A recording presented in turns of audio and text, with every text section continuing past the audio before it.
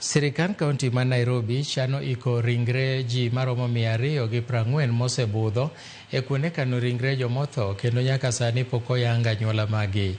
Ma en tok do chiwo thuolo ne kaunti ma Nairobi dhi nyime gi chenro mag ik ma ichano time kar iko ma Lang'ata. Ringrego gi e sani itimo negi chenro mar bero kod apisas mag okwach kich mar temo yango nonro margi kokalo e nyinyo mag DNA.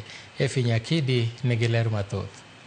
En chik manochiw tarik 15 dwe mar abich higani.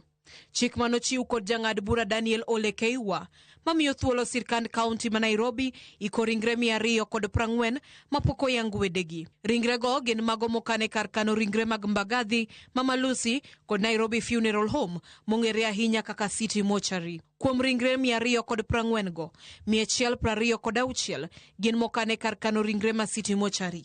Ringre ma osebede kar kano ringre no kin tarik 19 dwe mar achiel ko tarik 28 dwe mar 10 higa 2024. We identify the exact cause of death. We remove all the tests that we need, also for DNA identification. Okay. Then we dispose them off. We bury them. Let me say we bury them, not dispose. City Mortuary ni kod nyalo mana mar kano ringre 184.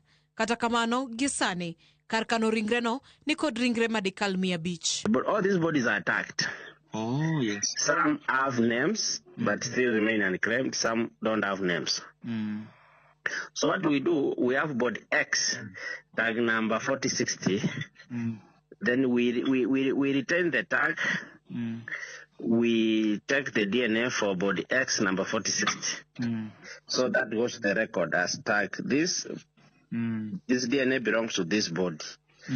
When we are burying, we bury in rows. There is a way it is done internationally. Yes. There is a layer we put, and then we put bodies. In a way you can know this body is in row 3, number 5. Yes, and we now put these bodies in individual body bags.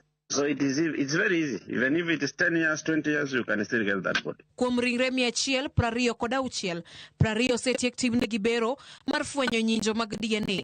Kendo chenro no igeno ni biro dhi nyime nyaka tiek ringre duto. Tend kaunti ma Nairobi omedo jiwo anyuola mamanyo wedegi mondo mi ochope kuonde kano ringrego ma fwenyo kapo nono ginyalo bedo kanyo motelo ne iko ringrego.